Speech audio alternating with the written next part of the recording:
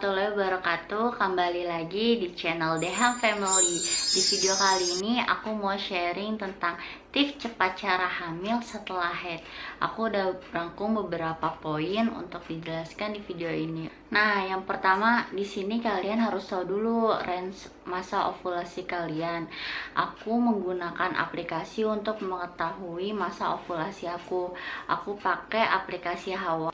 Nah, di aplikasi Hawa ini aku biasanya selalu mencatat jadwal mens aku untuk tahu kapan masa suburnya, ovulasinya kapan terjadi, kapan prediksi haidnya gitu.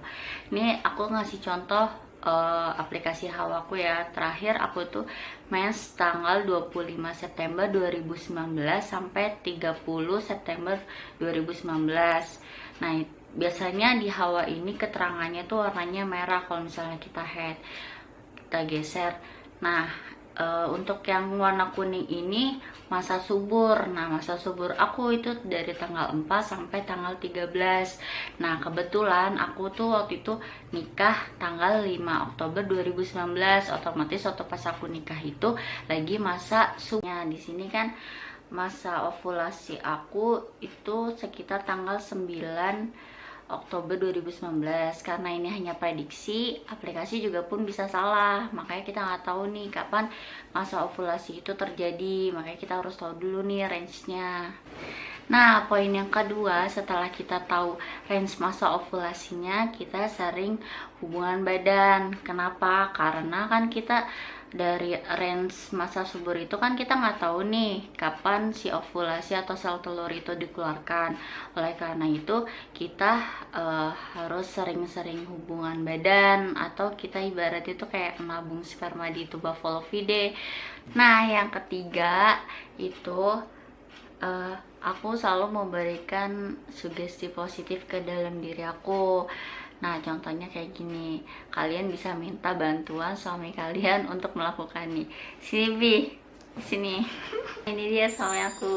Biasanya kalau misalnya habis hubungan badan, suami aku selalu ngelakuin apa? Ya, biasanya saya kalau habis berhubungan badan selalu megang perut dari istri saya. Biasanya saya ngomong, semoga jadi ya, dari jutaan sperma jadi satu ya, amin. Amin. Kenapa saya selalu melakukan itu? Karena saya teringat di hadis riwayat Muslim bahwa setiap apa yang dipikirkan oleh hambaku maka Allah akan mengabulkannya. Sehingga kita selalu berpikir positif bahwa apa yang kita pikirkan itu insya Allah akan terjadi. Makanya kita selalu berpikir positif. Seperti itu alasan kenapa kami selalu melakukan itu. Ya, nah selama pas lagi kita usaha kayak gitu tuh aku selalu kayak acting aku tuh lagi hamil gitu ya, kayak mulai semoga ada dedenya kayak gitu.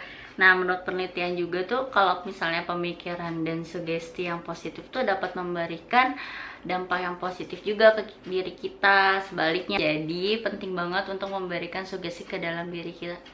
Terus di surat Ar-Ra'd ayat 11 itu dikatakan bahwa Allah tidak akan merubah keadaan suatu kaum jika kaum itu yang tidak berikhtiar untuk merubah itu sendiri.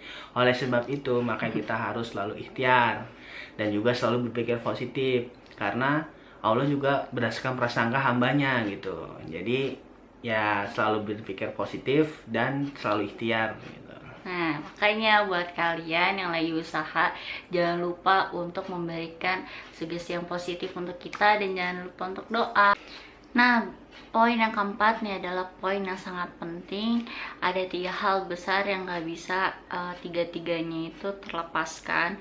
Yang pertama, kalian tuh harus usaha, doa, dan tawakal. Nah, yang pertama itu kita harus usaha atau ikhtiar. Kenapa usaha itu penting? Karena kita untuk mendapatkan sesuatu itu kita harus usaha dulu. Nah, usaha kita di sini yang pertama itu kan tadi kita harus mengetahui dulu range masa ovulasi kita. Setelah kita udah tahu masa ovulasi kita, kita sering-sering berhubungan badan. Setelah kita udah sering-sering berhubungan badan, jangan lupa untuk memberikan sugesti positif ke dalam diri kita gitu. Itu saat kita Nah, yang kedua doa. Kenapa doa penting? Karena kalau hanya usaha tanpa doa, ibaratnya kita kayak melupakan hakikatnya kalau kita tuh manusia kecil yang nggak bisa berbuat apa-apa. Sebaliknya, kalau misalnya kita hanya berdoa tanpa usaha, ya bagaimana kita mengubah nasib kita gitu kan. Nah, dalam surat Al-Mu'min ayat 60 juga Allah berfirman, berdoalah kepadaku, niscaya akan kuperkenankan bagimu. Sesungguhnya orang-orang yang menyombongkan diri dari menyembahku akan masuk neraka jahanam dalam keadaan hina. Makanya kalau misalnya kita usaha tanpa doa, itu sama aja kita menyombongkan diri. Tapi hanya berdoa tanpa usaha, itu juga bagaimana kita untuk mengubah nasib kita sendiri gitu. Nah, yang ketiga tawakal atau berserah diri. Kenapa? Karena jika kita sudah usaha, kita sudah doa, bukan berarti keinginan kita itu akan terwujud juga pada saat itu. Kita harus berserah diri, apapun yang diberikan sama Allah itulah yang terbaik untuk kita.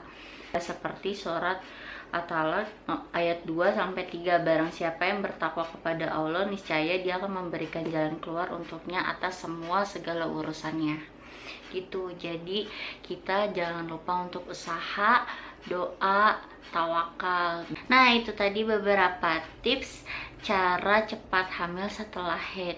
Yang pertama tadi itu kan kalian harus tahu range masa ovulasi kalian. Yang kedua, kalian harus sering-sering berhubungan badan. Yang ketiga, kalian harus memberikan sugesti positif ke diri kalian. Yang keempat, 3 kunci sukses: doa, usaha, tawakal. Semoga informasi tadi bermanfaat untuk kalian yang sedang berjuang garis 2. Tetap semangat, tetap usaha, tetap doa. Aku doakan semoga kalian cepat mendapat omongan. Jangan lupa untuk like,